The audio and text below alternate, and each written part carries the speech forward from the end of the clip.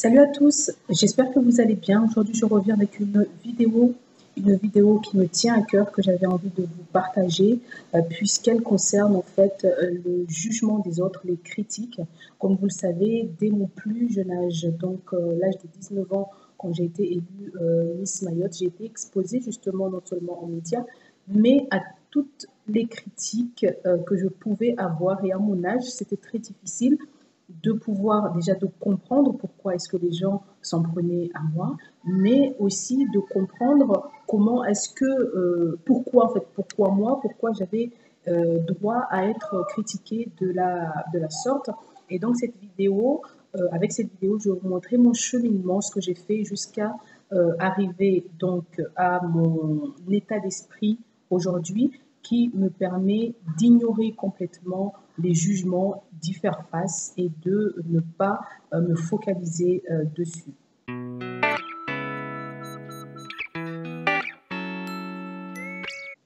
Donc, je vous l'ai dit, j'ai été exposée donc aux critiques de l'âge de 19 ans.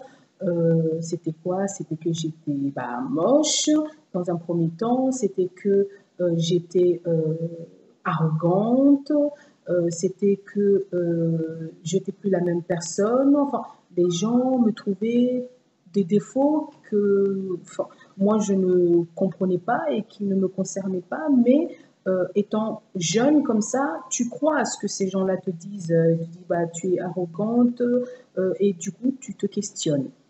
Moi, ça m'a fait beaucoup de mal et j'ai eu beaucoup de mal à dépasser cette phase de jugement et de critique. Et aujourd'hui, je suis contente puisque je suis arrivée à dépasser tout ça et je le partage avec vous. C'est vrai qu'il n'est pas facile d'être critiqué parce que l'objectif d'un humain, quelque part, c'est de se sentir aimé.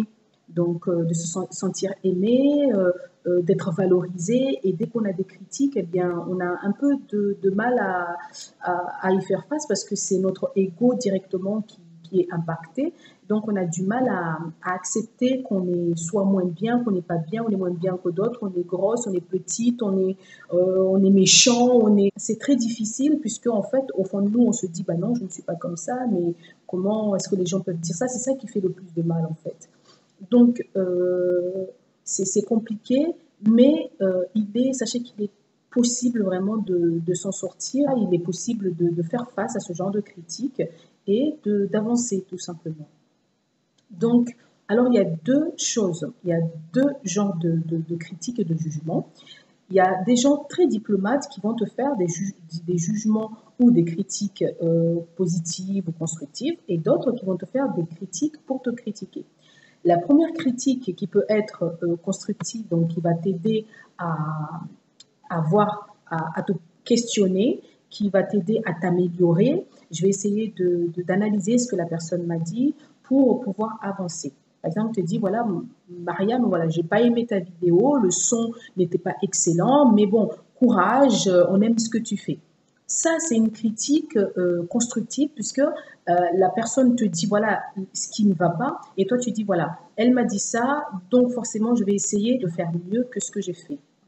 Mais d'autres personnes vont te dire, ta vidéo, par exemple, c'est jamais arrivé encore, hein, mais ta vidéo, elle est dégueulasse, tu parles très mal, tu es moche, par exemple.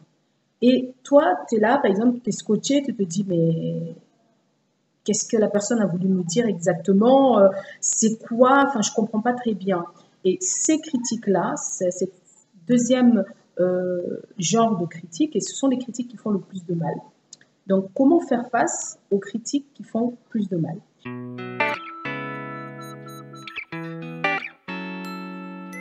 En premier, il est très important de se connaître.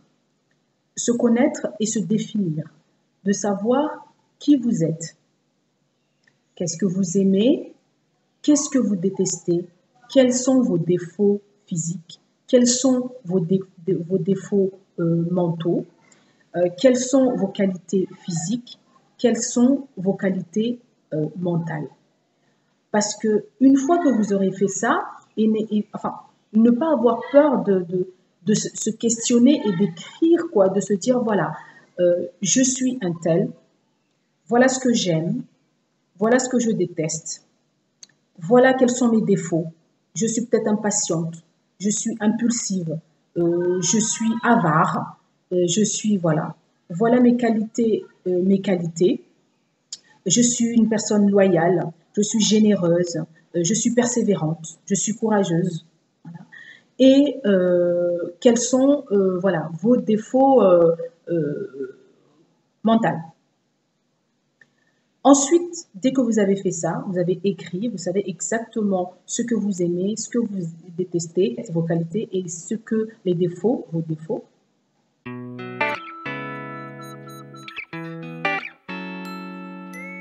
Acceptez vos défauts. Parce que les qualités restent des qualités. On est toujours content d'avoir des qualités. Mais au niveau des défauts, ce que vous devez vous dire, c'est que déjà, dans ce monde, personne n'est parfait.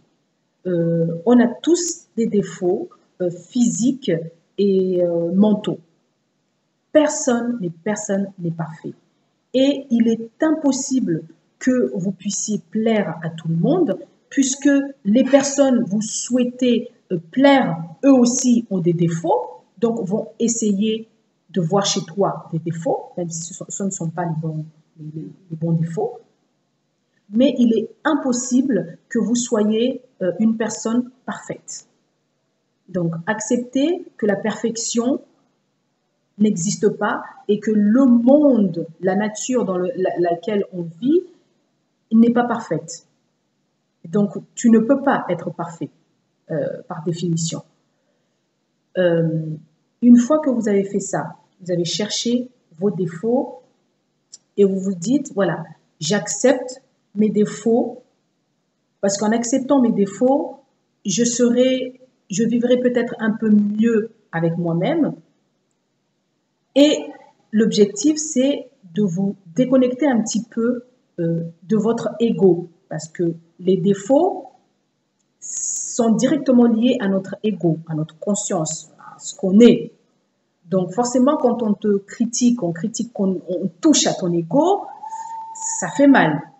Donc, essayez de se déconnecter justement de cet ego pour penser un peu plus à ce qui nous entoure, aux gens qui vous entourent, à ce que vous aimez, mais pas à vos défauts. Parce que dès que vous ne pensez que ego, vous serez touché par tout et n'importe quoi.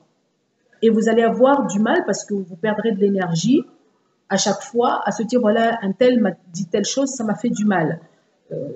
Vous vivrez, comment est-ce que vous voulez vivre si à chaque fois qu'on vous dit quelque chose, vous le prenez directement sur vous?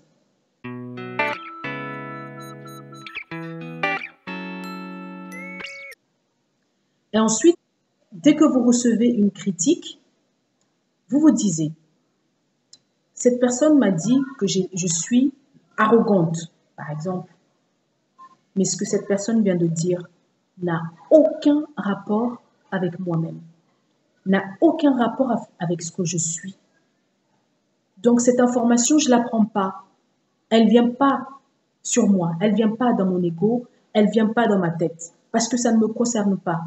Au contraire, en fait, ce qu'il faut se dire, c'est que la personne qui vous fait une critique comme ça, qui n'a rien à voir avec vous, renvoie cette même personne à ses propres frustrations, à ses propres défauts, à ses propres blessures d'enfance, à ses propres peurs et à ses propres croyances.